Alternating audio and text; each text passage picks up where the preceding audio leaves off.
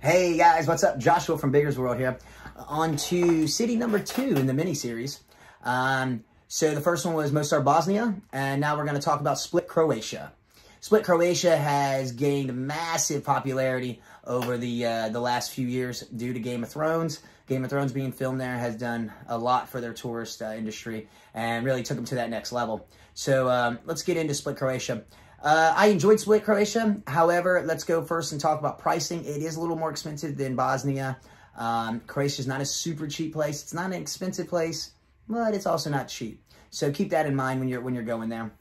Split, Croatia, a lot of people are drawn there, not necessarily for the Game of Thrones things, but also for the island hopping.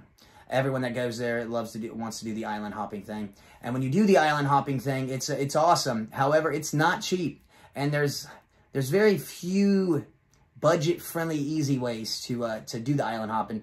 Like mine was, I paid over $100 for my 5-island hopping express tour. It was really cool, and I enjoyed it. However, it does kind of make it tough for the budget traveler to find a way to do it. There are some ways, and hostels can help you, find ways to do it, but it's harder than you may think. So we're going to get into the island second. Let's go and talk about the first 3 things that I find unique and interesting on the main island in Split, Croatia. First one, I'm going to look at it just so I say it right. DIOCLETIAN'S palace, I believe.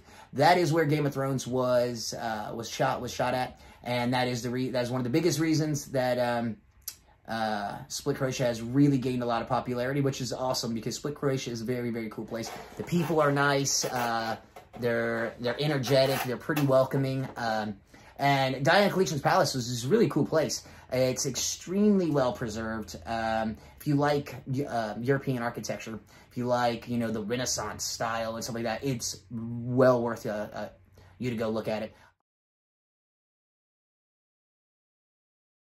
I found it randomly because I was going on a pub crawl, and that's where we met. Don't really know if pub crawls and European history should go in the same sentence, but that is how I found it. And then the next day, I went there and saw it there in the morning hours. Morning hours are the best. That's when you can get there with not as many people. So it's definitely pretty cool there. So yeah, check that out if you ever get a chance. The next thing is something that you see a lot in Europe. If you've traveled Europe, you've seen a lot of these. This one is Gregory of Nin, actually. And Gregory of Nin was a bishop that really went against the Pope and hundreds of years ago. And what made it so big is back in the day when the religion was being taught, it was being taught mostly in Latin. So a lot of the Croatian people couldn't understand that. And so this Pope, Gregory of Nin, he went against the Pope and pretty much brought the Croatian language into the religion and started, so then the Croatian people can understand and everything. There was a big communication barrier, and so he wanted to fix that. So he's given the credit for that. And you can go there and you kiss his toe.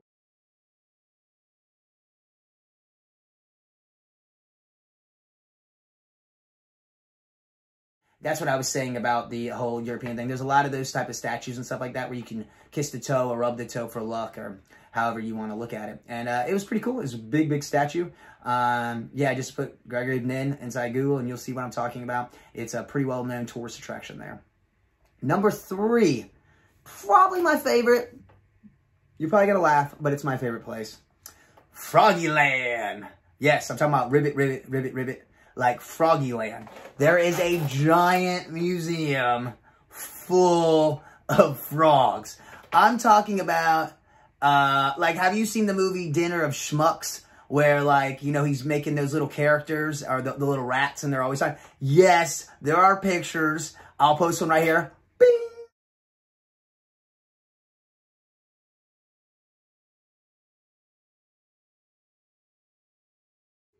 Of frogs. That was awesome. So you saw the picture. It was really, really cool. The whole museum has all these cool pictures, or these cool, not pictures, but cool, actual replicas of these frogs and, taxidermy. It was really, really, really cool. I found it cool. I don't know if you will, but when I go to places, I like to find at least one unusual place within the city. This was my unusual spot for sure. And I think you'd enjoy it. It's not expensive. It's really cool. And I mean, how many times can you say you went to Froggy Land in Split, Croatia? You should definitely check it out. I think you'll enjoy it for the most part. Even though some of you are like, really, Josh? Really, that's why you want me to go to Split, Croatia? Is for the frogs? Yes, I do. It's awesome. So let's leave the city of Split, Croatia, and let's get on the islands. So the islands, there's tons of stuff to do on all these islands, tons. I'm just going to kind of go into like, you know, the 3 biggest ones when it comes to like things that you could find as soon as you put in Google Split, Croatia that pop up. So the first one I did was the blue cave. The blue cave and the green cave. There's 2 different caves. The green cave was okay. It wasn't exactly what I thought it'd be exactly, but you'll see a picture right here.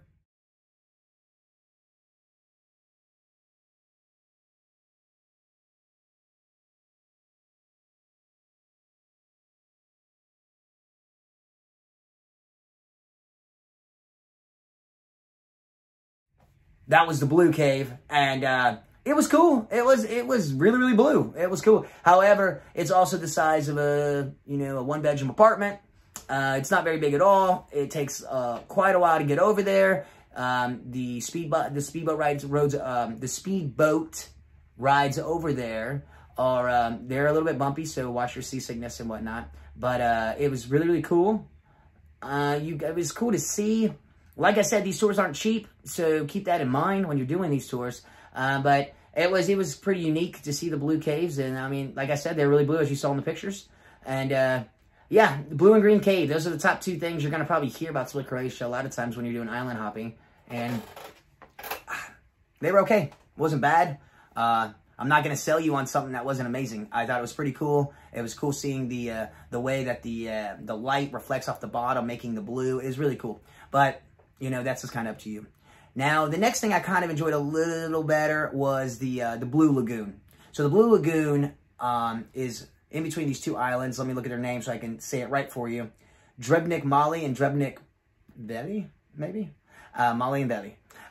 So it's this lagoon. And apparently, I talked to a few of the tourists or tour guides out there. And they were telling me that it's owned by one dude. He's not the nicest guy from what I've heard from the tour guides. However, like, you know, I bet you he's making so much money. Gosh, my Lord. But it's pretty cool. All the boats go up into the lagoon. You get off. There's some drinks you can get. It's kind of like a little day party type thing. Lots and lots of tourists are there. So 2 unique tips would be... if you go to the other side of the island, which it's not hard to get to, you just go down this little path. You'll see a few people going, not many. But as you can see in this picture right here, I was by myself. It was awesome. I had this little area. I actually watched I watched some comedy special on Netflix and just sat in this beautiful water and watched a Netflix series and just relaxed for an hour. It was phenomenal. It was amazing.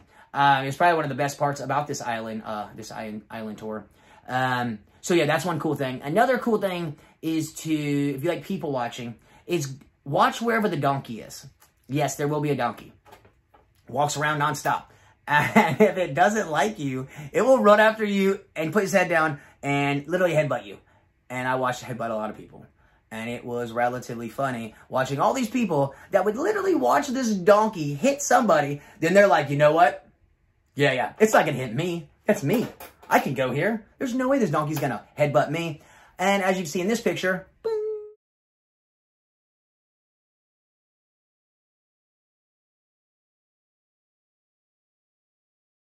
And that picture, I barely missed it, but that donkey just took out a child.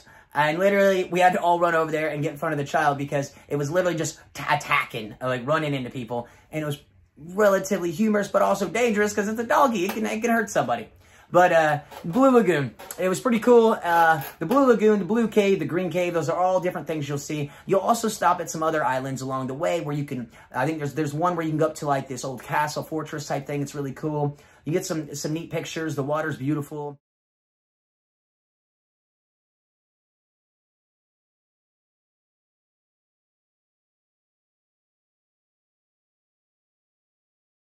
But again, all these islands are relatively touristy because that's how they make their economy is based on tourism. So they are very touristy. You can stay on hostels on these islands. I've heard good and bad, like any hostel experience. You know, if you get good people, it's amazing. If you don't, it's not that great. And also, there's only so much stuff you can do on these islands. These are not big islands. These are relatively small places. So keep that in mind when you're deciding on if you're going to stay there on a hostel or not. And yeah, like so let's go back over it real fast. Split, Croatia, really cool place. The city's cool. The nightlife's cool. Like I said, when I went to the Diocletian's Palace, when I first saw it, it was because of a pub crawl. They have pub crawls every single night, and Split, Croatia when I was there. Like every night, Mondays, Tuesdays, Wednesdays, Thursdays, Fridays, Saturday, doesn't matter what day you go, they have a pub crawl. And they have people there that are, you know, at these pub crawls just trying to make sure you have a good time. I enjoyed Split, Croatia. It was pretty awesome. I don't know how much time you're there. I would say 4 or 5 days is plenty to enjoy the city and go see your island hops. I would say, yeah, for me, it was 4 or 5 days was plenty, and then I moved on to Bosnia. I'll probably do a video within the next few on Zagreb, Croatia. It's the capital. It's much different than Split, Croatia, but still worth a visit. So I'll get into that one next. But yeah, I appreciate you guys as always. I was told that I need to do a better outro, so that's what I'm trying to do. So if you'd like to subscribe, that would be awesome. If you have any other tips for me, and you know, I prefer positive tips. You know, positive tips are always the best. If you would like for me to do any cities that you think I might have been to, I would love to hear from you. And I'll definitely do a review on a city that I've been to that you'd like to hear. So, like always, I appreciate your time watching my videos. I hope you subscribe, and I hope you enjoyed my videos. And have an amazing day.